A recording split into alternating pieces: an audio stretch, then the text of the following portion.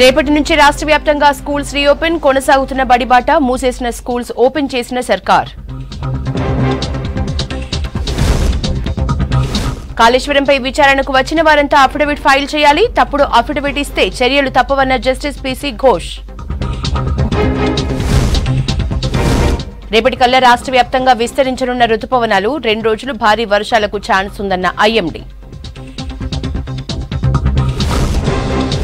సింగరేణిలో కారుణ్య నియామకాలకు వయోపరిమితి పెంపు 35 నుంచి 40 ఏళ్లకు పెంచుతూ ఉత్తర్వులు జారీ. సిడబ్ల్యూఎంసీలో 10 ఏళ్లుగా పాతుకుపోయిన ఇంజనీర్లు అధికారుల నిర్లక్ష్యంతో అభివృద్ధి కుంటుపడుతోందనే ఆరోపణలు. జొన్న పంట డబ్బులు చేతికందక అన్నదాతల ఆందోళన. ఖరీఫ్ సాగుకు డబ్బులు లేక ఆదిలాబాద్ రైతుల పరేషాన్.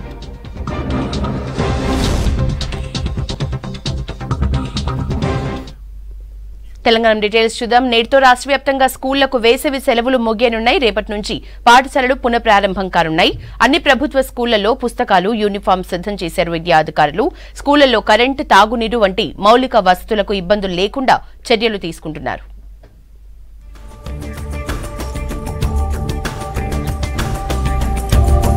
మహబూబ్నగర్ జిల్లాలో అమ్మ ఆదర్శ పాఠశాల పథకంలో భాగంగా ప్రభుత్వ పాఠశాలను సర్వాంగ సుందరంగా ముస్తాబవుతున్నాయి. ముఖ్యంగా ప్రభుత్వ పాఠశాలల్లో మౌలిక సదుపాయాల కల్పనకు ప్రభుత్వం పెద్దపీట వేస్తోంది. పాఠశాల ప్రారంభమయ్యే మొదటి నుంచి అన్ని వసతులు, సౌకర్యాల మధ్య విద్యా సంవత్సరాన్ని ప్రారంభించబోతోంది. మంత్ నుంచి కంటిన్యూగా జరుగుతున్న వర్క్ ఏంటంటే మెయిన్గా డ్రింకింగ్ వాటర్ కంప్లీట్ అయిపోయింది. రూమ్లలో ఎలక్ట్రిఫికేషన్ లేకుండే 10 యూనిట్స్కి శాంక్షన్ అయినాయి. 10 యూనిట్స్ కూడా కంప్లీట్ అయిపోయినాయి. టాయిలెట్స్ ఉండే టాయిలెట్స్ కూడా క్లీనప్ చేసేసారు. కొత్తవి చేసేది ఉంది, అది జర పెండింగ్ ఉంది. అదొకటి అయితే అయిపోతుంది. మైనర్ రిపేర్స్ కింద మొత్తం అంతా స్టేజెస్ కానీ, ప్లాట్ఫామ్స్ కానీ, బ్యాగ్స్, కాంపౌండ్ వాల్ కానీ క్లియర్ అయిపోయింది. రేపటి నుంచి రీఓపెన్ కానున్న బడులకు కరీంనగర్ జిల్లాలో స్కూల్స్ సిద్దమయ్యాయి. స్కూళ్లను శుభ్రపరిచి పిల్లలకు చదువులు చెప్పేందుకు రెడీ చేశారు. ఇప్పటికే విద్యార్థులకు అవసరమైన పాఠ్య పుస్తకాలు స్కూళ్లకు చేరుకున్నాయి. యూనిఫామ్స్ కూడా వచ్చాయి. మొత్తంగా చూసినట్టయితే అన్ని పాఠశాలలు ఏవో కొన్ని పాఠశాలలు మాకు స్థానిక సంస్థలు సహకరించడం వల్ల కొన్ని పాఠశాలలో మరుగుదొడ్లు శుభ్రం చేస్తున్నారు. కానీ పాఠశాలల్లో ఉండేటువంటి మరుగుదొడ్లను శుభ్రం చేసే వ్యవస్థ లేదు. గతంలో స్కావెంజర్స్ ఉండే, అది 2500లకు అసలు ఎవరు కూడా ఉండరు. కనీసం మినిమం వేతనంగా ఇచ్చి ఒక స్కావెంజర్లను నియమించాలని మేము ప్రభుత్వాన్ని కోరుతున్నాం. ఈ ప్రభుత్వం గతంలో ఇస్తానని హామీ ఇచ్చింది. ఆ మేరకు నమ్మకం కూడా ఉంది. బహుశా జూన్, జూలై వరకు స్కావెంజర్లు ఇస్తానని నమ్మకం ఉంది. మంచిర్యాల, పెద్దపల్లి జిల్లాల్లో స్కూల్స్ రీఓపెనింగ్ కు బడులు శుభ్రం చేసి రెడీ చేశారు. పాఠశాలల్లో పుస్తకాలు, యూనిఫామ్స్ సిద్దం చేశారు విద్యాధికారులు. మౌలిక వసతులకు ఇబ్బందులు లేకుండా చర్యలు తీసుకున్నారు. సంవత్సరం ప్రారంభ సందర్భంగా రేపటి నుండి ప్రతి పాఠశాల విద్యార్థులకు text books, note books, uniforms అన్ని పాఠశాలలో 739 ప్రభుత్వ పాఠశాలలు అన్నిటి ఏర్పాటు చేయడం జరిగింది. అన్నీ కూడా వివిధ పాఠశాలలో వాళ్ళ స్కూళ్ళల్లో చేర్పించడం జరిగింది. రేపు ప్రజాప్రతినిధుల ద్వారా, జిల్లా కలెక్టర్ గారి ద్వారా విద్యార్థులకు అవి చేరవేయడానికి ఇప్పటికే విద్యార్థులకు అందించాల్సిన నోట్ బుక్స్ ని స్కూళ్లకు తరలించారు అధికారులు. ప్రభుత్వ స్కూళ్లలో విద్యార్థుల సంఖ్య పెంచేందుకు బడిబాట కార్యక్రమం నిర్వహిస్తోంది సర్కార్. రాష్ట్రానికి భారీ వర్ష సూచన చేసింది హైదరాబాద్ వాతావరణ శాఖ. రానున్న 48 గంటల్లో భారీ వర్షాలు కురుస్తాయని అలర్ట్ జారీ చేసింది. ముఖ్యంగా ఉత్తర, దక్షిణ తెలంగాణ జిల్లాల్లో అధిక వర్షాలకు ఛాన్స్ ఉందన్నారు. ఇవాళ గ్రేటర్ హైదరాబాద్ లో మోస్తరు నుంచి భారీ వర్షాలు కురిసే అవకాశం ఉందన్నారు. రేపటికల్లా రాష్ట్ర వ్యాప్తంగా నైరుతి రుతుపవనాలు విస్తరిస్తాయని వెదర్ ఆఫీసర్ శ్రావణి తెలిపారు. పవనాలు చూసుకున్నట్లయితే రామగుండం వరకు విస్తరించడం అయితే జరిగింది. మనకి రేపు అంటే ఈరోజు పూర్తిగా ఉత్తర తెలంగాణ జిల్లాలో కూడా వర్షం పడే అవకాశం ఉన్నందున రేపు మొత్తం తెలంగాణ మొత్తానికి చేరుకునే అవకాశం ఉంది. దాదాపుగా 11, 12 తేదీలు చెప్పినట్లుగానే మొత్తం రాష్ట్రం మొత్తం మీదుగా ఋతుపవనాలు 12వ తేదీకి చేరుకునే అవకాశం అయితే కనిపిస్తుంది. ఈ రోజు రేపు చూసుకున్నట్లయితే 17 డిగ్రీల మీద మనకి ఒక ఈస్ట్ వెస్ట్ షియర్ జోన్ ఉండడంతో పాటుగా ఒక మరుత్వాడ మీద ఉన్న ఉపరితల ఆవర్తన ప్రభావం వల్ల రాష్ట్రం మొత్తం మీదుగా ఒక మోస్తరు వర్షపాతం నమోదే అవకాశం ఉంది. అక్కడక్కడ భారీ వర్షపాత సూచనలు కూడా కనిపిస్తున్నాయి. ముఖ్యంగా ఉత్తర తెలంగాణ జిల్లాలైన ఆదిలాబాద్ మరియు దక్షిణ తెలంగాణ జిల్లాలైన మనకి వికారాబాద్, సంగారెడ్డి, మహబూబ్ నగర్, నాగర్ కర్నూల్, జోగులాంబ, గద్వాల్ ఈ పరిసర ప్రాంతాలతో పాటుగా రంగారెడ్డి పరిసర ప్రాంతాల్లో కూడా అక్కడక్కడ భారీ వర్షపాత సూచనలు కనిపిస్తున్నాయి.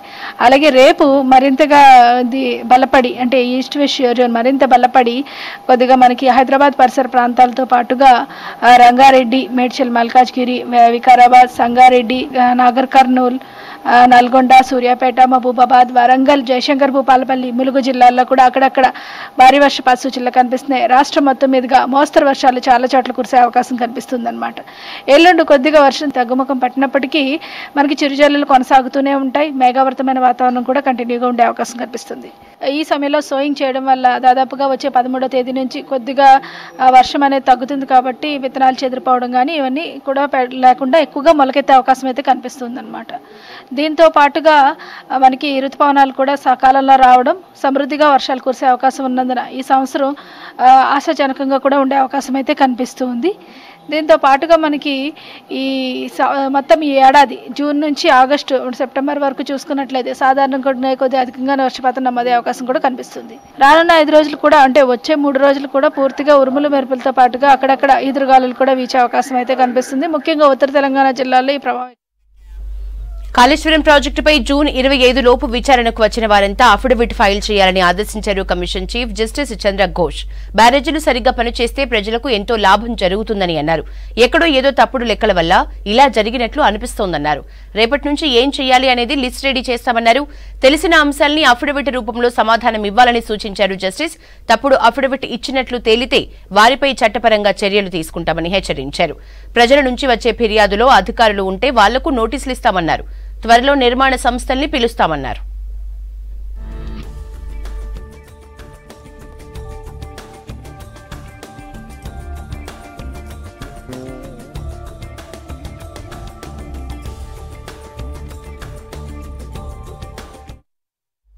సింగరేణిలో కారుణ్య నియామకాలకు అప్లై చేసుకునే అభ్యర్థుల వయో పరిమితిని పెంచుతూ నిర్ణయం తీసుకుంది యాజమాన్యం. అభ్యర్థుల ఏజ్ను 35 ఏళ్ల నుంచి 40 ఏళ్లకు పెంచుతూ సోమవారం సాయంత్రం ఉత్తర్వులు జారీ చేసినట్లు ఎండీఎన్ బలరాం తెలిపారు. దీని వల్ల దాదాపు 300 మంది నిరుద్యోగులకు లబ్ది జరుగుతుందని అన్నారు. ఇటీవల హైదరాబాద్ అంబేద్కర్ విగ్రహ ప్రాంగణంలో బదిలీ వర్కర్లకు అపాయింట్మెంట్ ఆర్డర్స్ ఇస్తున్న సమయంలో CM Revanth, deputy CM Bhatti నిరుద్యోగులకు వయో పరిమితి పెంపుపై హామీ ఇచ్చారు.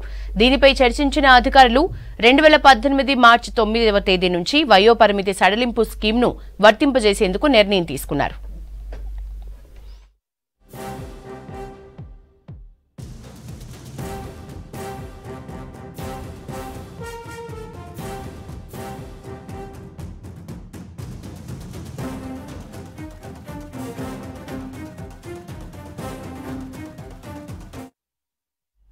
ముందే అసెంబ్లీ ఎన్నికలు జరగటం, ఆ తర్వాత లోక్సభ ఎన్నికలు రావడంతో ఆయా పార్టీల ఎమ్మెల్యేలు తమ పార్టీ ఎంపీ అభ్యర్థుల విజయం కోసం తీవ్రంగా కష్టపడాల్సి వచ్చింది. అయినప్పటికీ చాలా మందికి నిరాశ మిగిలింది. కొందరు ఎమ్మెల్యేలు ఎంత కష్టపడినా కొన్ని చోట్ల తమ పార్టీ అభ్యర్థికి ఓట్లు రాకపోవడంతో ఆయా పార్టీలో పోస్ట్ మార్టం జరుగుతోంది.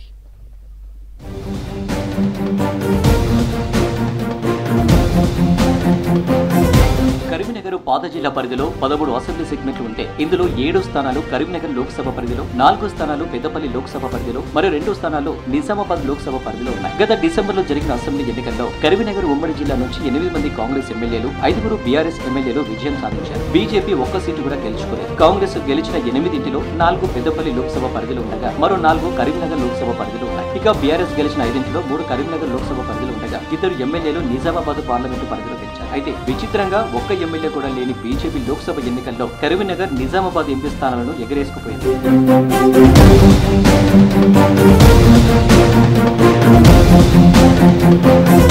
నలుగురు కాంగ్రెస్ ఎమ్మెల్యేలు ఉన్న పెద్దపల్లిలో మాత్రం ఆ పార్టీ అభ్యర్థి గడ్డం వంశకృష్ణ ఘన విజయం సాధించారు. మంత్రి శ్రీధర్బాబు ప్రాతినిధ్యం వహిస్తున్న మంత్రి విజయ రమణారావు ప్రాతినిధ్యం వహిస్తున్న పెద్దపల్లి, ఠాగూర్ మక్కాన్ సింగ్ ప్రాతినిధ్యం వహిస్తున్న రామగుండం స్థానాల్లో కాంగ్రెస్ కు మొదటి స్థానం రాగా అడ్లూరి లక్ష్మణ్ కుమార్ ఎమ్మెల్యేగా ఉన్న ఒక్క ధర్మపురిలో మాత్రమే కాంగ్రెస్ 2వ స్థానానికి పడిపోయింది. అటు మంచిర్యాల జిల్లా పరిధిలో ప్రేమసాగర్ లో ప్రాతినిధ్యం వహిస్తున్న మంచిర్యాల, వివేక్ వెంకటస్వామి ఎమ్మెల్యేగా ఉన్న చెల్లూరు, గడ్డం వినోద్ ఎమ్మెల్యేగా ఉన్న పిల్లంపల్లిలోనూ గడ్డం వంశీకి మంచి మెజారిటీ వచ్చింది. ఓవరాల్ గా పెద్దపల్లి లోక్సభ పరిధిలో అక్కడి కాంగ్రెస్ ఎమ్మెల్యేల ఎప్పటి స్పష్టంగా కనిపించింది. దీంతో కాంగ్రెస్ అభ్యర్థి గడ్డం వంశీకృష్ణ 131,464 ఓట్ల మెజారిటీతో ఘన విజయం సాధించారు. తన విజయానికి కృషి చేసిన ఎమ్మెల్యేలకు గడ్డం వంశీకృష్ణ ధన్యవాదాలు తెలిపారు. కాంగ్రెస్ పార్టీ మన పెద్దపల్లి ప్రాంతానికి మంచి నిధులు, ఇక్కడ ఉద్యోగాలు వచ్చేటట్టు పనిచేస్తానని చెప్పి మళ్ళొకసారి మీ అందరికీ తెలియజేస్తూ, ఇంకొక ముఖ్యమైన విషయము, ప్రతి ఒక్క ఎమ్మెల్యే వర్యులు అందరూ సహకరించి ఈరోజు ప్రజల ద్వారా కాకా గారిని గుర్తు చేసుకొని ఇంత పెద్ద ఆశీర్వాదం ఇచ్చిన అందరికీ నా హృదయపూర్వక ధన్యవాదాలు.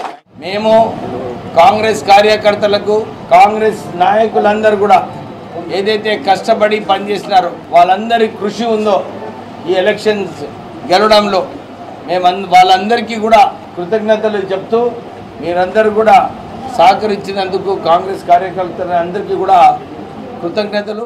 6 నెలల క్రితం జరిగిన అసెంబ్లీ ఎన్నికల్లో తమ పార్టీ ఎమ్మెల్యేలను ఆదరించిన ప్రజలు ఇప్పుడెందుకు తమను ఆదరించలేదన్న అంతర్మథనం ఓడిన ఎంపీ అభ్యర్థులు కనిపిస్తుంది.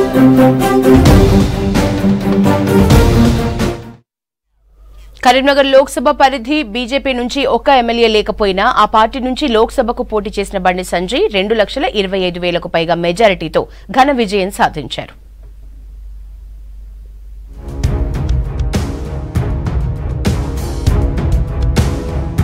కరీంనగర్ లోక్సభ పరిధిలో బీఆర్ఎస్ తరఫున కరీంనగర్ నుంచి గంగుల కమలాకర్, హుజారాబాద్ నుంచి పాడి కౌశిక్ రెడ్డి, సిరిసిల్ల నుంచి కేటీఆర్ మొన్నటి అసెంబ్లీ ఎన్నికల్లో విజయం సాధించారు.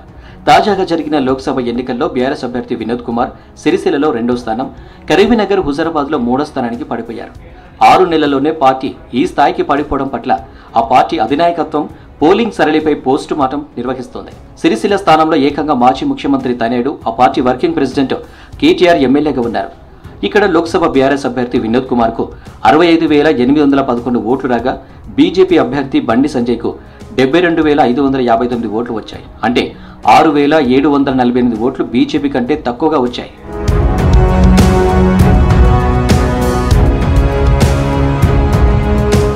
ఇక కరీంనగర్ అసెంబ్లీ సెగ్మెంట్ పరిధిలో బీజేపీ అభ్యర్థి బండి సంజయ్ కు ఏకంగా 1,23,127 ఓట్లు వస్తే బీఆర్ఎస్ అభ్యర్థి వినోద్ కు కేవలం 29,334 మాత్రమే వచ్చాయి.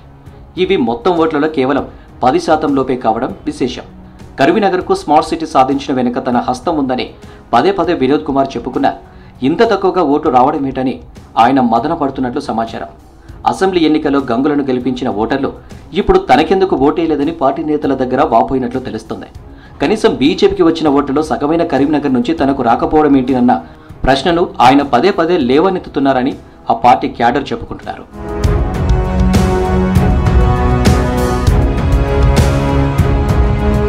హుజారాబాద్లోనూ బీఆర్ఎస్ 3వ స్థానానికి పడిపోయింది. ఇక్కడ బీజేపీకి 73,280 ఓట్లు రాగా బీఆర్ఎస్ పార్టీకి 47,379 ఓట్లు పోలయ్యాయి. ఎన్నికలకు ముందు కౌశిక్ రెడ్డి ఇక్కడ పార్టీకి లీడ్ తీసుకువస్తారని ఛాలెంజ్ చేసినా కనీసం 2వ స్థానం కూడా సాధించలేకపోయారు. దీంతో ఇప్పుడు వినోద్ కుమార్ తమ పార్టీ నుంచి గెలిచిన ఎమ్మెల్యేలు తన కోసం పనిచేయలేదని విమర్శిస్తున్నట్లు చెప్పుకుంటున్నారు.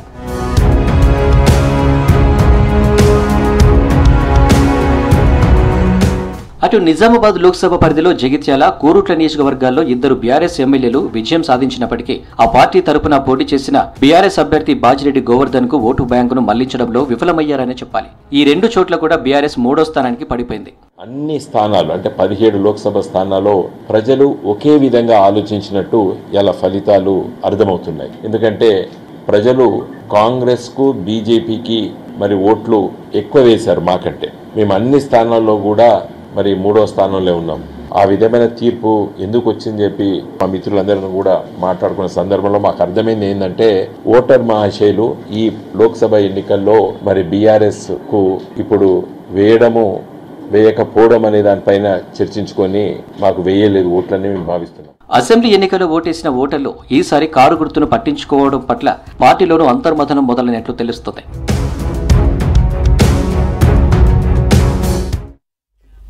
కరీంనగర్ లోక్సభ పరిధిలో ఎమ్మెల్యేల ప్రాతినిధ్యం ఉన్న 2 పార్టీల అభ్యర్థులు ఓడిపోవడం, అసలే ప్రాతినిధ్యం లేని బీజేపీ అభ్యర్థి బండి సంజయ్ గెలవటం వెనుక కారణాలు వేరుగా ఉన్నాయన్న తర్కాన్ని ఓడిన పార్టీలు ముందుకు తెస్తున్నాయి.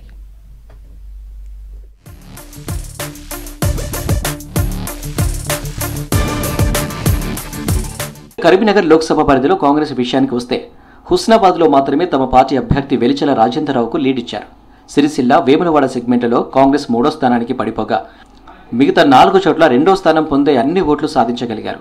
కరీంనగర్ లోక్సభ పరిధిలో 4 కాంగ్రెస్ ఎమ్మెల్యేలు ఉన్నారు. వీరిలో హుస్నాబాద్ నుంచి మంత్రి పొన్నం ప్రభాకర్ ప్రాతినిధ్యం వహించగా ఇక్కడ మాత్రం కాంగ్రెస్ అభ్యర్థికి 23,128 ఓట్ల ఆధిక్యం లభించింది. ఈ నియోజకవర్గంలో కాంగ్రెస్ కు 79,001 ఓటు రాగా బీజేపీ అభ్యర్థి బండి సంజయ్ కు 55,873 ఓట్లు వచ్చాయి. పొన్నం కరీంనగర్ లోక్సభ నియోజకవర్గం ఇన్ఛార్జిగా ఉండడంతో పాటు పార్టీ అభ్యర్థి విజయం కోసం తీవ్రంగా కృషి చేయడం, తన నియోజకవర్గంలో ఓట్లు తగ్గకుండా సమీక్షలు నిర్వహించడంతో హుస్నాబాద్లో మెజారిటీ సాధ్యమైంది. కానీ మిగతా నియోజకవర్గాల్లోనూ ఈ స్థాయిలో ఎందుకు ఓట్లు రాలేదనే విషయంలో పోస్టుమార్టం నిర్వహిస్తుంది కాంగ్రెస్ పార్టీ.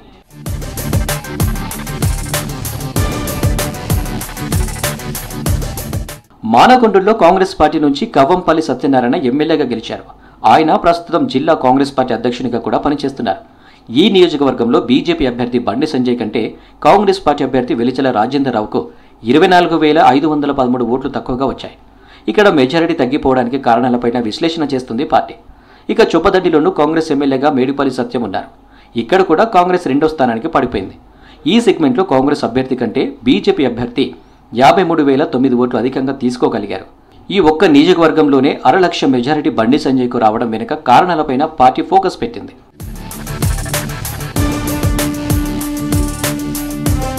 ఇక వేములవాడలో ప్రభుత్వ విప్గా ఉన్న ఆది శ్రీనివాస్ కాంగ్రెస్ పార్టీ తరపున ఎమ్మెల్యేగా ఉండగా ఇక్కడ కాంగ్రెస్ 3వ స్థానానికి పడిపోయింది. ఇక్కడ కూడా బీజేపీ అభ్యర్థికి కాంగ్రెస్ కంటే 43,572 ఓట్లు ఎక్కువగా వచ్చాయి. అయితే ఇక్కడ బీఆర్ఎస్ కంటే కూడా కాంగ్రెస్కు తక్కువ ఓట్లు రావడం ఏమిటన్న కోణంలో నేతలు లెక్కలేసుకుంటున్నారు. కాంగ్రెస్ అభ్యర్థిని ప్రకటించడంలో జాప్యం వల్లే ఇక్కడ పార్టీ ఓడిపోయిందని పొన్నం ప్రకటించారు. అంతేకాకుండా మోడీ పేరు రాముని పేరిట అక్షింతలు పంచి సెంటిమెంట్ కురిపించడం వల్లే తాము అనుకున్న మెజారిటీ తెచ్చుకోలేకపోయామని పొన్నం తెలిపారు. మేము ఇక్కడ మతపరమైన అంశాలను, ఇతరత్ర ప్రజల మధ్య విద్వేషాలను లేదా ఇతర అనేకమైనటువంటి రకరకాల ఉద్వేగాలను రెచ్చగొట్టలే. కాంగ్రెస్ ఏం చేస్తుంది, కాంగ్రెస్ చరిత్ర ఏంది, కాంగ్రెస్ భవిష్యత్తు ఏం చేస్తుందో చెప్పినాం. ఇందుకు సహకరించి ఓట్లేసిన ఆ 3,54,000 మందికి హృదయపూర్వకంగా ధన్యవాదాలు తెలియజేస్తూ, కొంత సమయము దొరకలేదు, మాకు దొరికింది 15 రోజులే క్యాంపెయిన్ టైము. సరిగ్గా అంతకన్నా ముందే ఒక 2 సంవత్సరం నుండి అక్షింతల పంపిణీ కార్యక్రమం స్టార్ట్ చేసి భావోద్వేగాలు రెచ్చగొట్టి మత పరమైన దేవుని పరమైన భావోద్వేగాలు రెచ్చగొట్టి ఒక సంవత్సరం నుండి ఓటర్లందరినీ మభ్యపెట్టి తయారు చేయడం వల్ల కొంత మాకు సమయం లేకపోవడం వల్ల ఓ పార్టీ గెలుపోటములపై అనేక అంశాలు ప్రభావం చూపిస్తాయి. అందులో ఎమ్మెల్యేల పనితీరు, ఎన్నికల్లో పోల్ మేనేజ్మెంట్ కూడా చాలా ముఖ్యమైనవి. ఏది ఏమైనా ఎన్నికల ఫలితాల తర్వాత పార్టీల బలం, బలహీనతలు బయటపడినట్లయింది.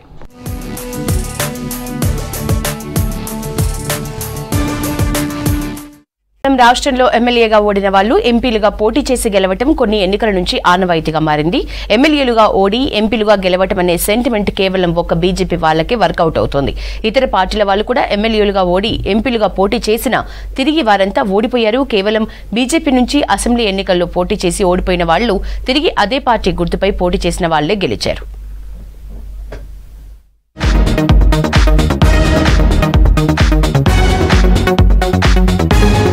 అసెంబ్లీ నియోజకవర్గం అంటే సాధారణంగా 3 నుంచి 4 లక్షల ఓటర్లు, 7 మండలాల పరిధిలో ఉండే చిన్న భౌగోళిక ప్రాంతం. ఎమ్మెల్యే అభ్యర్థిగా పోటీలోకి దిగితే ఆడుతూ పాడుతూ ప్రజలందరినీ కలిసేయొచ్చు, ఊరూరా వాడవాడన ప్రచారం చేసుకోవచ్చు. అదే లోక్సభ ఎన్నిక అయితే అసెంబ్లీ నియోజకవర్గానికి దాదాపు 7 రెట్లు. గత కొన్ని ఎన్నికల సరళి చూస్తే అసెంబ్లీలో ఓడిపోయిన వాళ్లు చాలా సులభంగా పార్లమెంట్లో గట్టెక్కుతున్నారు. ఈసారి అలాంటి సెంటిమెంట్ వర్కౌట్ అయి చాలా మంది ఎంపీలుగా విజయాలు నమోదు చేసుకున్నారు. అయితే విచిత్రంగా ఈ సెంటిమెంట్ కేవలం బీజేపీ వాళ్లకే వర్కౌట్ కావడమే విశేషం. రాష్ట్ర వ్యాప్తంగా 6 నెలల కిందట జరిగిన అసెంబ్లీ ఎన్నికల్లో పోటీ చేసిన చాలా మంది మొన్నటి లోక్సభ ఎన్నికల బరిలో నిలిచారు. కరీంనగర్ నుంచి బండి సంజయ్, నిజామాబాద్ నుంచి ధర్మపురి అరవింద్, టి జీవన్ రెడ్డి, బాజిరెడ్డి గోవర్ధన్, పెద్దపల్లి నుంచి కొప్పుల ఈశ్వర్, మెదక్ నుంచి రఘునందన్ రావు, నీలం మధు, హన్మకొండ నుంచి ఆరూరి రమేష్, నాగర్ కర్నూలు నుంచి ఆర్ఎస్ ప్రవీణ్ కుమార్ తో పాటు సిట్టింగ్ ఎమ్మెల్యేలుగా ఉన్న దానం నాగేందర్, పద్మారావు గౌడ్లు సికింద్రాబాద్ నుంచి ఎంపీలుగా పోటీ చేశారు. మొత్తం 10 మంది మొన్నటి అసెంబ్లీ ఎన్నికల్లో ఓడిపోయి ఇటీవల లోక్సభకు పోటీ చేశారు. మరో 2 ఎమ్మెల్యేలుగా ఉంటూ ఎంపీలుగా పోటీ చేశారు. ఇందులో గెలిచింది 4. బండి సంజయ్, అరవింద్, రఘునందన్ రావు, ఈటెల రాజేందర్ వీళ్లంతా బీజేపీకి చెందిన వాళ్లే. టి జీవన్ రెడ్డి జగిత్యాల ఎమ్మెల్యేగా ఓడిపోయి మళ్లీ నిజామాబాద్ ఎంపీగా పోటీ చేసినా ఆయనకు బీజేపీ నేతల్లాగా అదృష్టం దక్కలేదు. ఈయన 2 సార్లు కాంగ్రెస్ నుంచి పోటీ చేశారు. బాజిరెడ్డి గోవర్ధన్ అసెంబ్లీకి బీఆర్ఎస్ తరపున నిజామాబాద్ రూరల్ నుంచి పోటీ చేసి ఓడిపోయారు. ఈయన నిజామాబాద్ లోక్సభ బరిలో నిలిచినా గెలవలేదు. కొప్పుల ఈశ్వర్ మొన్నటి అసెంబ్లీ ఎన్నికల్లో బీఆర్ఎస్ అభ్యర్థిగా ధర్మపూర్ నుంచి ఓడిపోయి పెద్దపల్లి లోక్సభకు పోటీ చేసినా గెలవలేకపోయారు. ఓడిన ఎమ్మెల్యేలు ఎంపీలుగా గెలవడం అనే ఒరవడి ఈసారి బీజేపీ వాళ్లకే వర్తించింది. ఆ అదృష్టం కమలం నేతలకే దక్కింది.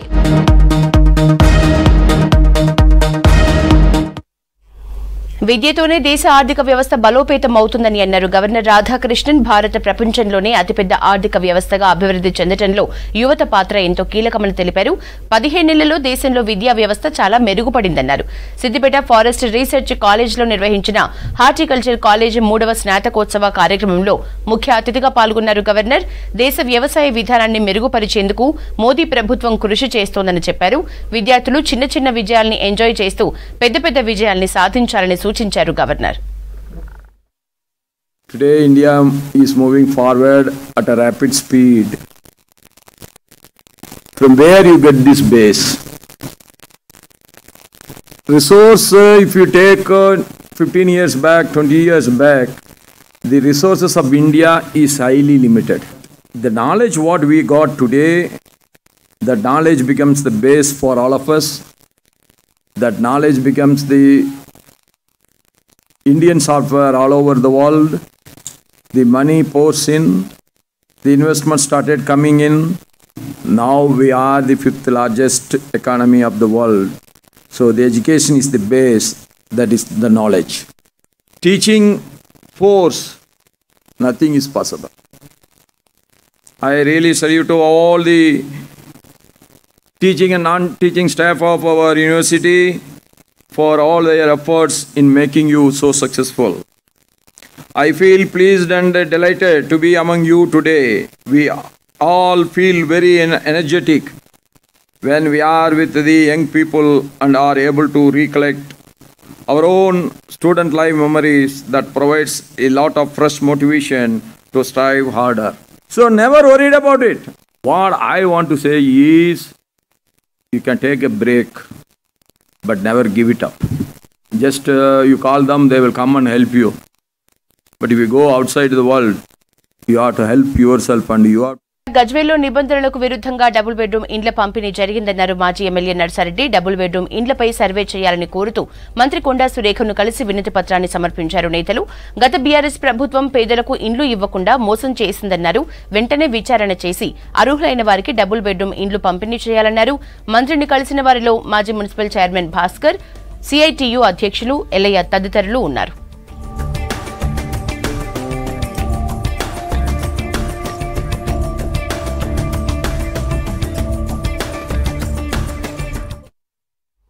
గ్రేటర్ వరంగల్ కార్పొరేషన్ పరిధిలో ఇంజనీరింగ్ అధికారుల నిర్లక్ష్యం, ప్రజాప్రతినిధుల పట్టింపు లేనితనం నగర అభివృద్ధిని అడ్డుకుంటున్నాయి. జీడబ్ల్యూఎంసీలో ఇంజనీరింగ్ అధికారులకు దశాబ్ద కాలం నుంచి బదిలీలు లేవు. నిర్లక్ష్యం కారణంగా అభివృద్ధి పడకేసింది.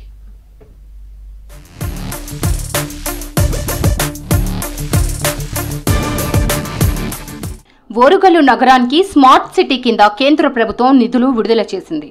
ఆ నిధులతో అభివృద్ధి పనులు చేపట్టాల్సిన ఇంజనీరింగ్ అధికారులు బాధ్యత లేకుండా వ్యవహరిస్తున్నారని నగరవాసులు ఆరోపిస్తున్నారు. ప్రభుత్వం కార్పొరేషన్ పరిధిలో ఇంజనీరింగ్ అధికారులకు 10 ఏళ్లుగా బదిలీలు చేయకపోవడంతో ఒకే ప్రాంతంలో పనిచేస్తూ ప్రజలకు జవాబుదారీతనం లేకుండా వ్యవహరిస్తున్నారనే అపవాదును మూటగట్టుకుంటున్నారు.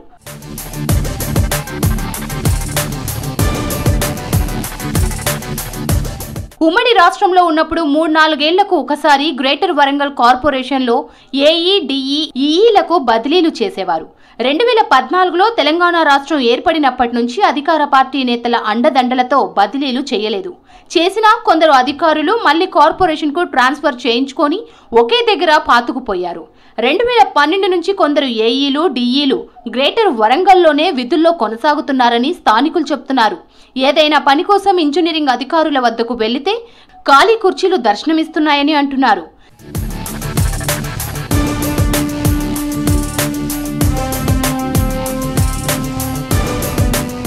గ్రేటర్ వరంగల్ పరిధిలో కాజీపేట, కాశీబుగ్గ సర్కిల్ కార్యాలయాలు ఉన్నాయి. ఈ సర్కిల్లో ఏఈలు, డిఈలు, ఈఈలుగా కొనసాగుతున్న అధికారులకు అంతర్గత బదిలీలు చేపట్టడం లేదు. గత ప్రభుత్వంలోని ప్రజాప్రతినిధులు బదిలీలు అడ్డుకున్నారు. రాజకీయ పలుకుబడి ఉన్న ఇంజనీర్లకు బదిలీలు చేయనేలేదు. హన్మకొండలో 2 డిఈలు 2 ఏఈలు 10 ఏళ్లుగా అక్కడే తిష్ట వేసి ఇష్టారాజ్యంగా వ్యవహరిస్తున్నారనే విమర్శలు వినిపిస్తున్నాయి. గత 10-12 నెలల నుంచి ఒక్క దగ్గరనే ఒక ఏఈ కానీ డిఈ కానీ పనిచేయడం వల్ల ఎంత నష్టం అనేది మన అందరికీ తెలుసు. అదే కాకుండా పర్యవేక్షణ పేరుతోని కాలయాపన చేస్తూ ఉన్నాం. అంటే ప్రజలు వచ్చి ఏమైనా సమస్య చెప్పుకుందాం అంటే కూడా అందుబాటులో లేని పరిస్థితి. పర్యవేక్షణతో వీళ్ళు కాలయాపన చేస్తే వీళ్ళు సమయానికి దొరికిపోయేసరికి వాళ్ళకి పనులు కావట్లేదు. దాంతోపాటు ఏంటంటే ఇక్కడ ఏదైనా సమస్య చెప్పుకుందాం అంటే అధికారులు లేనప్పుడు కూడా కష్టమవుతుంది. కాబట్టి స్థానిక ప్రజలు ఇబ్బంది పడతారు, దాంతోపాటు ఇంట్లో ఉన్న అధికారులు కూడా ఇబ్బంది పడే పరిస్థితి కనబడుతుంది. ఇది ఇంకోటి ఏంటంటే ఇప్పుడు ఏ డిపార్ట్మెంట్ చూసినా, టీచర్ డిపార్ట్మెంట్ చూసినా, లేకపోతే ఎలక్ట్రికల్ డిపార్ట్మెంట్ చూసినా, ఏ డిపార్ట్మెంట్ చూసినా 2-3 సంవత్సరాల కంటే ఎక్కువ. పోలీస్ డిపార్ట్మెంట్ ఏంటంటే 3 సంవత్సరాలకు ఒకసారి మారుతారు. కానీ ఏం లేదు 10-12 సంవత్సరాల నుంచి ఒక్క దగ్గరనే ఒక ఏఈడి పనిచేయడం అనేది మనం ఆలోచించాలి. ప్రభుత్వాలు మారినా కూడా ఇలా వీళ్ళు మారే పరిస్థితి లేదు. కాబట్టి ఖచ్చితంగా వీళ్ళ బదిలీలు చేయాలి. గ్రేటర్ వరంగల్ మున్సిపల్ కార్పొరేషన్ పరిధిలో ఇంజనీరింగ్ విభాగంలో అంతర్గత బదిలీలు కొందరికి మాత్రమే చేసి మరికొందరికి చేయకపోవడంతో కొందరు డిఈలు ఏళ్ల తరబడి తిష్టవేశారు. కింది స్థాయి పై స్థాయి ఇంజనీర్ల మధ్య సమన్వయం లేకపోవడంతో నగరంలోని 66 డివిజన్లలో అభివృద్ధి పనులు నేటికి నత్తతో పోటీ పడుతున్నాయని స్థానికులు ఆరోపిస్తున్నారు. నిర్మాణం చేపట్టే పనుల్లో పర్యవేక్షణ లేకపోవడంతో కాంట్రాక్టర్లు నాణ్యతా ప్రమాణాలు పాటించడం లేదని, తాగునీటి సరఫరా అస్తవ్యస్తంగా మారిందని నగరవాసులంటున్నారు. పర్యవేక్షణ కొరుబడింది. వాళ్ళు ఎప్పుడు కూడా అందుబాటులో ఉండరు. సామాన్య ప్రజలకు దొరకడం అనేది చాలా కష్టంగా ఉన్నది. ఏళ్ల తరబడి తిష్టా వేసి ఇక్కడ వాళ్ళ టూర్ల తోటి కాలయాపన చేస్తూ బయట తిరుగుతూ ఎవరికి అందుబాటులో లేకుండా ప్రజలు చాలా ఇబ్బందులు పడుతున్నారు. ఏమైనా సమస్య ఉందని చెప్పుకోవడానికి వస్తే కూడా ఎవరు కలవటం లేదు. కలుస్తామంటారు, పేపర్ తీసుకుంటారు, పక్కన పడేస్తారు. మళ్ళీ నెలకు ఒకసారి 2 నెలలకు ఒకసారి రావడం, వాళ్ళకు దరఖాస్తులు ఇవ్వడం, అవి తీసి పక్కన పడేయడం, ఇదే తప్ప ఎక్కడికి కూడా ప్రజలకు లాభం జరుగుతలేదు, ఉపయోగం జరుగుతలేదు. చారిత్రాత్మక కట్టడాలు చూసేందుకు వచ్చే పర్యాటకులతో పాటు నిత్యం బిజీగా ఉండే ఓరుగల్లు ప్రజల కోసం వడ్డేపల్లి, ఉర్సు, రంగసముద్రం, భద్రకాళి బండ్లు తీర్చిదిద్దేందుకు స్మార్ట్ సిటీ పథకం కింద 70 కోట్లు కేటాయించారు. ఎంతో ఆర్భాటంగా చేపట్టిన పనులు ఇప్పటికీ నత్తతో పోటీ పడుతున్నాయి. ఎప్పటికప్పుడు పర్యవేక్షించి పనులు త్వరితగతిన పూర్తి చేయించేందుకు చర్యలు తీసుకోవాల్సిన అధికారులు బాధ్యతారాహిత్యంగా వ్యవహరిస్తున్నారనే విమర్శలు వ్యక్తమవుతున్నాయి. ఇంజనీరింగ్ అధికారుల నిర్లక్ష్యం వల్లనే పద్మాక్షి నుంచి న్యూ సాయంపేట రోడ్డు పనులు నిలిచిపోయాయని స్థానికులు ఆగ్రహం వ్యక్తం చేస్తున్నారు.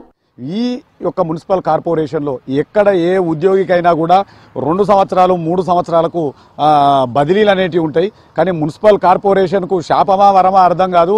ఆ అధికారే వర్క్ ఇన్స్పెక్టర్ నుంచి మొదలు పెడితే ఈ ఎస్సీ, ఆ తర్వాత ఇంకేమైనా ఉంటే కమిషనర్ కూడా అయ్యేది ఉన్నది, నిబంధనలు ఏమైనా సవరిస్తే.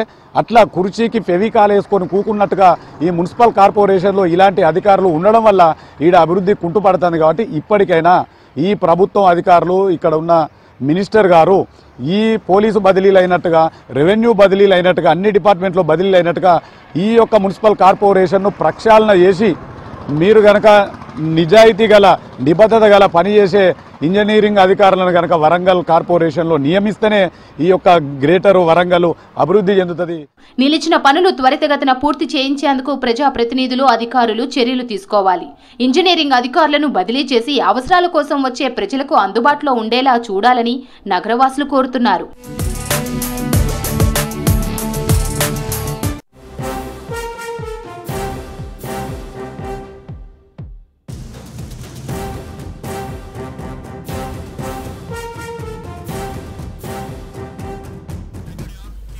మంత్రులకు టయోటా ల్యాండ్ క్రూయిజర్లు కేటాయించింది రాష్ట్ర ప్రభుత్వం. గతంలో కేసీఆర్ కాన్వాయ్ కోసం ఈ కొత్త వాహనాల్ని అప్పటి బీఆర్ఎస్ సర్కార్ కొనుగోలు చేసింది. వీటిని విజయవాడలో పెట్టింది కేసీఆర్ సర్కార్. మూడోసారి గెలిచిన తర్వాత ఈ వాహనాల్ని కాన్వాయ్లో ఉపయోగించేందుకు కొనుగోలు చేశారు. రేవంత్ సర్కార్ వచ్చిన తర్వాత భద్రతా ప్రమాణాలకు అనుగుణంగా వాహనాల్ని తీర్చిదిద్దింది. అన్ని హంగులతో తీర్చిదిద్దిన ల్యాండ్ క్రూయిజర్లను మంత్రులకు కేటాయించింది ప్రభుత్వం.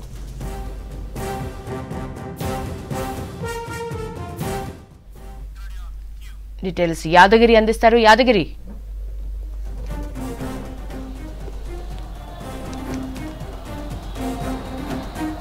యశోద, ఇప్పుడు ఏదైతే ఈ ఇప్పుడున్నటువంటి మంత్రులకు ఈ ల్యాండ్ క్రూజర్లను కొన్ని అందజేశారు. అంటే ఇవి గత బీఆర్ఎస్ సహాయంలో, బీఆర్ఎస్ అధికారంలో ఉన్నప్పుడు అప్పటి సీఎం కోసము ఈ ల్యాండ్ క్రూజర్స్ని కొత్తగా తీసుకున్నారు. దానికి సంబంధించి ఈ భద్రత ప్రమాణాలు పూర్తి స్థాయిలో వాటిని డెకరేట్ కోసం అంటే కలరింగ్ తర్వాత భద్రత ప్రమాణాల కోసము పూర్తి స్థాయిలో వాటిని తయారు చేసే విధంగా విజయవాడలో పెట్టారు మొన్నటి వరకు. అయితే ఇవి ఆల్రెడీ గతంలో ఉన్నటువంటి సీఎంకు ఆల్రెడీ కాన్వాయ్ ఉండి ఆ వెహికల్స్ కూడా ఉండే, కానీ మళ్ళీ అదనంగా మరికొన్ని వెహికల్స్ని కూడా కొత్తగా తీసుకున్నారు. అప్పటి సీఎం కేసీఆర్ ఉన్నప్పుడు అప్పట్లో ఉన్నప్పుడు ఇవి తీసుకున్నటువంటి వెహికల్స్ ఇవన్నీ కూడా.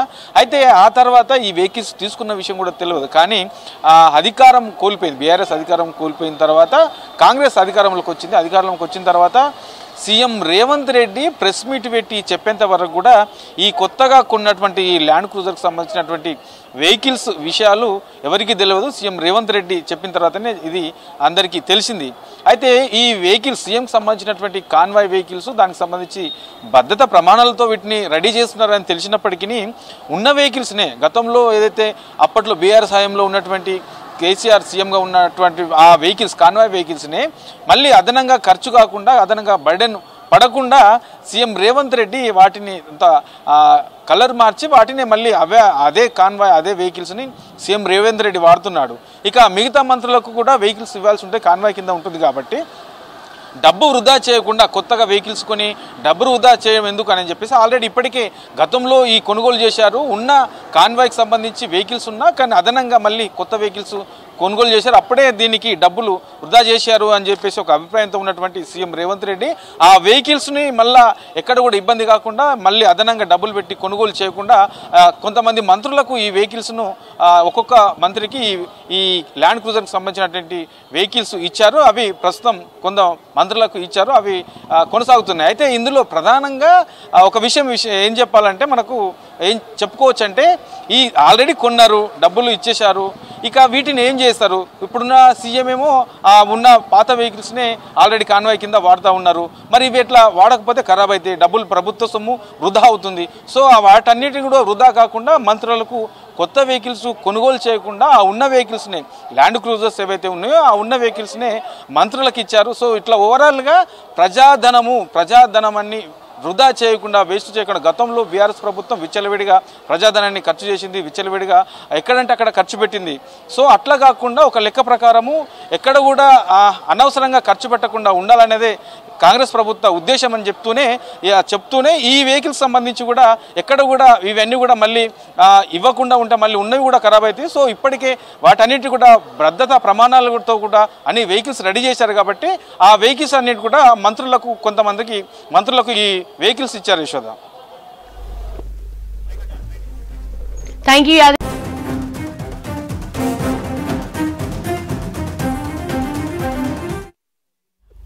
గ్రేటర్ హైదరాబాద్ లో వాతావరణం ఒక్కసారిగా మారిపోయింది. దట్టమైన మేఘాలు ఆకాశాన్ని మొత్తం కమ్మేశాయి. మరోవైపు మరికొన్ని గంటల్లో సిటీలో మోస్తరు నుంచి భారీ వర్షాలు పడతాయని వాతావరణ శాఖ హెచ్చరికలు జారీ చేసింది.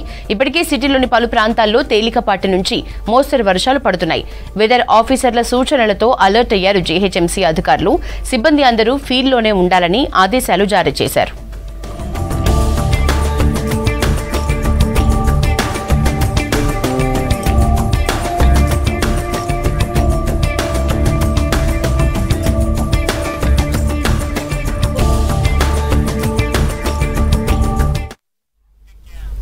వరంగల్ జిల్లాలో నిర్దేశించిన గడువులోపే ప్రభుత్వ విద్యా సంస్థలకు యూనిఫామ్స్ అందాయి. విద్యార్థుల యూనిఫామ్ ని అందించే బాధ్యతని గ్రామ ఐక్య సంఘాల మహిళలకు అప్పగించింది రాష్ట్ర ప్రభుత్వం. జిల్లా వ్యాప్తంగా ఉన్న 38,020 మంది విద్యార్థుల యూనిఫామ్ ని కేవలం 21 రోజుల్లోనే తయారు చేయించి ఆయా మండలాల విద్యాశాఖ అధికారులకు అప్పగించారు. విద్యార్థులకు స్కూల్ యూనిఫామ్స్ అందజేయడానికి మండల గ్రామ ఐక్య సంఘాల ప్రతినిధులు కృషి చేశారు. సమాఖ్య సంఘాల సభ్యులు హర్షం వ్యక్తం చేస్తున్నారు. దీనిపై వివరాలు కృష్ణమోహన్ అందిస్తారు.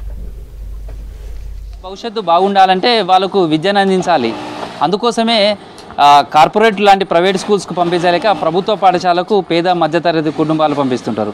అయితే ప్రభుత్వ పాఠశాలలో విద్య అందించడంతో పాటు వాళ్ళకి కావాల్సినటువంటి సౌకర్యాలను కూడా ప్రభుత్వం కల్పిస్తుంది. ప్రభుత్వ పాఠశాలలో చదువుకునే విద్యార్థుల కోసమే ఇక్కడ మహిళలు ఈ స్కూల్ యూనిఫామ్స్ అన్నింటినీ కూడా సిద్ధం చేస్తున్నారు. ప్రస్తుతం అయితే యూనిఫామ్స్ అందించడంతో పాటు ఉపాధి మహిళా సంఘాలకు ఉపాధి కూడా కలగడానికి అవకాశం ఉంది. ప్రస్తుతం కొంతమంది ఉన్నారు, వాళ్ళతో మాట్లాడదాం. అంటే యూనిఫామ్స్ కుట్టడం అనేది పిల్లలకు సంబంధించి అవకాశం మీకు వచ్చింది, ఎట్లా ఫీల్ అవుతున్నారు? మాది ఆదర్శ మహిళా గ్రూప్ తరఫున మాకు వచ్చింది సార్. మాకు సంతోషంగా ఫీల్ అవుతున్నాం. ఒక 50 మందికి మేము వర్క్ ఇస్తున్నాం సార్. మీకు ఇన్ టైంలోనే ఈ స్కూల్ యూనిఫామ్స్ అన్ని అందించాలన్నారు అన్నప్పుడు టెన్షన్ కానీ వీళ్ళందరితో పని చేయించడం కొంచెం కష్టపడతాను అందరు కుట్టేళ్ళు కష్టపడతాను, మేము కష్టపడి అందిస్తున్నాం. ఎట్లా అనిపిస్తుంది అంటే మీరు కుట్టిన మీ చేతుల్లో తయారైన పిల్లలు వేసుకొని తిరుగుతుంటారు? సంతోషంగా ఉంటుంది కదా సార్. కుట్టడం కూడా మన మేడం కూడా వచ్చిండ్రు, చూసిన బాగున్నాయి అన్నారు. యూనిఫామ్ సార్లు వస్తున్నారు అప్పుడప్పుడు, మెప్నా సార్లు, మన మున్సిపాలిటీ వాళ్ళందరూ. ఆర్పీ వస్తుంది రోజు. అదే ఈ యూనిఫామ్స్ సైజులు కానీ ఇవన్నీ కూడా ఎట్లా కటింగ్స్ అని ఎట్లా? 12 నుంచి 17 వరకు ఉంటుంది సార్. 12 నెంబర్ నుంచి 17 సైజు వరకు నెక్కర్ ఉంటుంది. స్కర్టు 20 నుంచి 26, 28 అన్ని ఓవర్ సైజు కాంచి ఉంటాయి సార్. పైజామాకు వచ్చిందంటే 34, 36, 38, 40, 42 వరకు లాస్ట్ సార్. Shirts 17, 18, 19, 20, 21, 22, 23, 24, 25, 26, 27, 28 last. ఇంకా బాగా లా ఉన్న వాళ్ళకు 30. ఎన్ని రోజుల నుంచి ఈ క్లాత్ కట్ చేయడం కావచ్చు, లేకపోతే మెజర్మెంట్స్ తీసుకోవడం కావచ్చు, తర్వాత ఈ కుట్టడం ఎంతమంది చేస్తున్నారు? మా దగ్గర సార్ 50 మంది ఉన్నారు సార్. అంటే ఇక్కడ 10 మంది బయట కూడా ఇస్తాం. ఎట్లా వీళ్ళకి ట్రైనింగ్ ఇస్తారా? ఎట్లా వీళ్ళకు ఇచ్చినాం సార్. ఫస్ట్ ట్రైనింగ్ ఇచ్చే తర్వాత కుట్టిపిస్తాం. మీరు ఇన్ టైంలో వాళ్ళకి అందిస్తున్నట్టేనా? ఇచ్చినాం కదా సార్, అయిపోయింది, ఇచ్చేసినాం కదా ఇన్ టైంలో ఇచ్చేసినాం. ఇప్పుడు అంటే స్కూల్స్ వరకేనా లేదా హాస్టల్స్కి అవి ఎప్పుడు? అంటే ఇప్పుడే వస్తున్నది, ఇంకా అది ఇప్పుడే కటింగ్ నిన్ననే వచ్చింది, కొంచెం ఇంకా స్టార్ట్ చేసినాం కటింగ్. మీతో పాటు మీ సంఘంలోంచి 50 మందికి అయితే వాళ్ళకు ఉపాధి కల్పిస్తుంది. అవును సార్. ప్రస్తుతం అయితే ఎంప్లాయ్మెంట్ కల్పించినట్టుగా మనం చూడొచ్చు. వీళ్ళంతా కూడా క్లాత్ అంతా కూడా కుడుతున్నారు. ఇక్కడే కుట్టడమేనా ఇంటి దగ్గర కూడా? ఇట్లా ఇవి తీసుకెళ్ళి ఇంటికాడ కుట్టేస్తాం, కుడుతాం. అంటే ఎట్లా అసలు మీకు అంటే ఈ టైలరింగ్ నేర్చుకున్నారా దీనికోసమే? ఎట్లా నేర్చుకున్నాం? ఫస్ట్ నేర్చుకొని కుట్టేస్తాం. ఎట్లా అనిపిస్తుంది అంటే ఈ స్కూల్ యూనిఫామ్స్కి సంబంధించి డైలీ మీకు ఎంత వస్తుంది? ఎట్లా మాకు ఇక కుట్టుకున్నంత కాబట్టి ఎంత కుట్టుకుంటే అంత అన్నట్టు. ఇక మాకు ఈ ఇట్లా షర్ట్కి ఇంత, పాయింట్కి ఇంత అని లెక్క ఉన్నది, దాని ప్రకారం మేము అట్లా కుట్టుకుంటాం. ఇక రోజుకు మీరు ఎన్ని డ్రెస్సులు కుడతారు? ఎంత ఉంటుంది? రోజుకు మాకు ఇక 200 పడుతుంది, 200 చొప్పున పడుతుంది. ఇక పాయింట్లు అయితేనో 30 కుడతాం, నెక్కర్లు అంటే 40 అట్లా కుట్టేస్తాం. ఎన్ని డ్రెస్సులు కుడతాం మా రోజు? షర్ట్స్ అయితే 30 కుడతాం, పాయింట్లు కూడా 30 కుడతాం, పైజామాలు 50, స్కర్ట్లు 50 కుడతాం, టాపులు 30 కుడతాం. వర్క్ మాకు బాగానే ఉంది. అంటే మార్నింగ్ మీరు ఎన్ని గంటలకు ఇక్కడికి వస్తారు? స్టార్ట్ చేసి ఎన్ని గంటల వరకు కుడుతుంటారు? 9కి వస్తాం, 9కి వచ్చి 6కు 7కు పోతాం. ఇట్లా ఈ నెలంతా ఎండాకాలంతో బిజీ ఉన్నారా? ఇక కొంచెం ఒక 2 నెలలు పని లేదు కదా, ఇప్పుడు మొన్నటి నుంచి స్టార్ట్ అయింది. ఇక మాకు పైసలు ఉంటే పని కూడా ఉంటుంది మాకు. ప్రస్తుతం అక్కడనేమో మొత్తం యూనిఫామ్కి సంబంధించినటువంటి కుట్టడం జరుగుతుంది. తర్వాత వాటికి సంబంధించినటువంటి బటన్స్ కావచ్చు, ఎంబ్రాయిడరీ కావచ్చు, తర్వాత కాజాలు అంటారు, వాటికి సంబంధించినటువంటివి కావచ్చు, ఇవంతా కూడా ఇక్కడ ప్రత్యేకంగా రూపొందిస్తున్నారు. దీంతోనే స్పీడ్గా వర్క్ చేయడానికి అవకాశం ఉంది. అసలు ఈ సైజెస్ ఎట్లా ఉంటాయి, దీన్ని ఎట్లా లెక్క చేస్తారు అంటే ఇప్పుడు పిల్లలకు సంబంధించి ఒక్కొక్కరు ఒక్కొక్క సైజ్ తోటి ఉంటారు. ఒక్కొక్క క్లాస్ రూమ్ పిల్లలు ఒక్కొక్క ఏజ్లో ఉన్న వాళ్ళు ఒక్కొక్క తీరుగా ఉంటారు. మరి వాళ్ళ సైజెస్ కానీ వాళ్ళకి కానీ ఎట్లా మీరు ఐడెంటిఫై చేస్తారు? ఎట్లా వాళ్ళకు ఈ సైజెస్ స్కూల్స్కి అందిస్తారు? సార్, ఇది వీళ్ళకి సంబంధించి ఏంటంటే ఫస్ట్ మెజర్మెంట్ తీసుకోవడం జరిగింది. ప్రతి ఒక్క పిల్లలకి ప్రతి ఒక్క స్కూల్కి వెళ్ళి వీళ్ళు దాదాపు ఒక 20 రోజుల వరకు మెజర్మెంట్ తీసుకోవడం జరిగింది. తర్వాత వీళ్ళకు స్కూల్కు వీళ్ళకందరికీ క్లాత్ అందియడం జరిగింది. తర్వాత వీళ్ళందరికీ పిల్లలను మెజర్మెంట్ ఏ విధంగా అయితే తీసుకున్నారో, ఏ క్లాస్ పిల్లలకి ఎట్లా ఆ విధంగానే స్టిచ్చింగ్ చేసి మళ్ళీ వీళ్ళకి ఇచ్చేటప్పుడు, అంటే వాళ్ళకు పిల్లలకి ఇచ్చేటప్పుడు ఈ నెంబర్తో సహా మళ్ళీ వాళ్ళకి ఇవ్వడం జరుగుతుంది పిల్లలకు. ఎట్లా వల్ల అంటే ఇప్పుడు ఈ డ్రెస్ ఉంది, ఈ డ్రెస్ ఏ స్కూల్కి వెళ్తుంది, తర్వాత వాళ్ళ సైజ్ ఎట్లా, దీన్ని వాళ్ళు ఎట్లా ఐడెంటిఫై చేయాలి? ఇప్పుడు ఇవంతా కూడా మీరు ప్యాక్ చేస్తారు, పంపించేస్తారు, ఎట్లా ఐడెంటిఫై చేస్తారు? ఆ స్కూలు వీళ్ళు రాసుకుంటారు సార్. ఫస్ట్ వీళ్ళు ఏ స్కూల్ పిల్లలకు ఏ సైజు, ఏ స్కూల్లో ఎంతమంది, టోటల్ మెంబర్స్ ఎంతమంది, ఏ క్లాస్లో ఏ పిల్లలకు, లేడీస్ ఎంతమంది, జెంట్స్ ఎంతమంది, అట్లా ఉన్న ప్రకారంగానే వాళ్ళు ఇట్లా ప్యాక్ చేసి ఆ స్కూల్కు మొత్తం టోటల్ 100 మంది పిల్లలు ఉంటే 100 డ్రెస్సులు అట్లా పంపించడం జరుగుతుంది. దీని మీద ఎట్లా ఐడెంటిఫై చేయడం ఎట్లా అంటే దీనికి ఒక నెంబరింగ్ వేసారు సార్. ఈ నెంబర్తో ప్రకారంగా ఇక్కడ 36 అని ఉంది, 52/36 అని ఉంది. ఈ నెంబర్ ప్రకారంగా ఆ పిల్లలకు ఈ స్కూల్ యూనిఫామ్ అందించి కరెక్ట్ వాళ్ళకి సెట్ అయ్యే విధంగా వాళ్ళకు ఈ స్కూల్ యూనిఫామ్ వేయగానే వాళ్ళకి కరెక్ట్గా సెట్ అవుతుంది. ఎందుకంటే మెజర్మెంట్ తీసుకొని కుట్టడం జరిగింది కాబట్టి ఇలా అందించుతారు. మళ్ళీ ఇప్పుడు కూడా చెక్ చేస్తారా పంపించేటప్పుడు? అంటే వీళ్ళ స్కూల్కి ఎట్లా వాళ్ళకు సంబంధించి ఇప్పుడు మెజర్మెంట్స్ కరెక్ట్ తీసుకున్నారు కాబట్టి వీళ్ళు అదే విధంగా పంపిస్తారు కదా. ఒకవేళ వాళ్ళకి ఏమన్నా తేడా, కొంచెం అటు ఇటు టైట్ అయినా అది ఇదైనా మళ్ళీ వీళ్ళు వెంటనే తీసుకొచ్చి ఇవి మళ్ళీ సెట్ చేసుకొని మళ్ళీ ఆల్టరేషన్ చేసుకొని మళ్ళీ ఇవ్వడం జరుగుతుంది. అంటే ఇప్పుడు స్కూల్ యూనిఫామ్స్ అంతా కూడా మీకు వీళ్ళకి ఆర్డర్ ఇచ్చే టైంలో ఇన్ టైంలో కుట్టాలి, టైం బాండ్ పెడతారు. ఆ వర్క్ జరిగేటప్పుడు వాళ్ళ మీద ఎట్లాంటి ప్రెజర్ తీసుకొచ్చారో ఎట్లా చేశారు? అది ప్రెజర్ ఏం లేదు సార్. రోజు సార్ వాళ్ళు మేము వచ్చి చేసుకున్నాం. ఎందుకంటే తక్కువ మెంబర్లు ఉంటే తొందరగా ఇన్ టైంలో మనం 10వ తారీఖు లోపు అందియలేము. కాబట్టి వర్కర్స్ను మనం మ్యాన్ పవర్ ఎక్కువ తీసుకోవాలనే ఉద్దేశంతో వీళ్ళకి చెప్పడం వల్ల సంఘాలలో ఇంటి దగ్గర గుట్టేటోళ్ళు ఎవరైనా ఉంటే వాళ్ళ మెంబర్స్ని తీసుకొని మళ్ళీ వీళ్ళకి పీస్ వర్క్ లాగా ఇచ్చేసి రోజు వాళ్ళకు ఇవ్వడం జరిగింది. అదేవిధంగా రోజు తక్కువ మొత్తంలో కాకుండా ఎక్కువ మొత్తంలో స్టిచ్చింగ్ చేయించడం జరిగింది. మెప్మాకు సంబంధించినటువంటి అధికారులు కూడా వాళ్ళతో కూడా మాట్లాడదాం. అంటే మొదటిసారి రాష్ట్ర ప్రభుత్వం మెప్మాకు డిఆర్డీఏ ద్వారా ఇవన్నీ కూడా స్కూల్ యూనిఫామ్స్ కూడా కుట్టడానికి అవకాశం కల్పించింది కదా. ఆ బాధ్యత అప్పచెప్పినప్పుడు ఎట్లా ఫీల్ అయ్యారు? అంటే స్కూల్ యూనిఫామ్స్ కానీ ఇవంతా కూడా కుట్టించడం, పిల్లలకు సంబంధించినటువంటి సప్లై చేయాల్సిన అవసరం ఉంటుంది. మహిళా సంఘాలతో మాట్లాడినప్పుడు వాళ్ళకి ఎట్లా ట్రైనింగ్ ఇచ్చారు, లేదా వాళ్ళకి ఎట్లా ఇన్ఫార్మ్ చేశారు? మేము ఫస్ట్ మాకు కలెక్టరేట్ నుండి మా కమిషనర్ ద్వారా ఎస్హెచ్జి ఉమెన్తో స్కూల్ యూనిఫామ్స్ కుట్టాలి అని అంటే ఫస్ట్ మేము ఎవరెవరైతే టైలర్స్ ఉన్నారో వాళ్ళని ఫస్ట్ పిలిచి మీటింగ్ పెట్టడం జరిగింది. ఎవరైతే ఇంట్రెస్ట్ ఉన్న వాళ్ళు మీరు ఇట్లా ఈ యూనిఫామ్స్ కుడితే మీరు లాభం అని చూసుకోకుండా పిల్లలకు ఎన్నో వర్క్స్ చేస్తూ ఉంటారు, మీరు ఇది చేస్తే బాగుంటుంది అన్న ఉద్దేశంతో చెప్తే చాలామంది ముందుకు రావడం జరిగింది. అంటే ఈ క్లాత్ ఎవరు ఇచ్చారు? తర్వాత ఇప్పుడు దీనికి బటన్స్ ఉంటాయి, లేదా కొంత వర్క్ దారాలు కావచ్చు, ఇవన్నీ ఉంటాయి. అవన్నిటిని సప్లై చేశారా, లేకపోతే కుట్టడం సంబంధించి ఎట్లా వీళ్ళకి ఎట్లా కాంట్రాక్ట్? ఓన్లీ మనకు క్లాత్ మాత్రమే గవర్నమెంట్ నుండి మనకు ఇవ్వడం జరిగింది, డిఓ ఆఫీస్ నుండి. మిగతాదంతా ఎవరైతే ఎస్హెచ్జి మెంబర్స్ ఉన్నారో వాళ్ళే దారం కావచ్చు, కటింగ్ కావచ్చు, బటన్స్ కావచ్చు అంతా ఎస్హెచ్జి వాళ్ళే. మిషనరీ కూడా మన ఎస్హెచ్జి వాళ్ళే మెంబర్స్దే.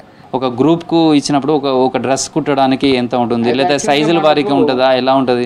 ఇది ఎలా ఉంటుంది అంటే సార్, యాక్చువల్గా మనకు ఇండివిజువల్గా ఒక డ్రెస్ కుడితే మనం బయట చూసుకుంటే 300 నుండి 500, 1000 రూపాయలు కూడా ఉంటుంది.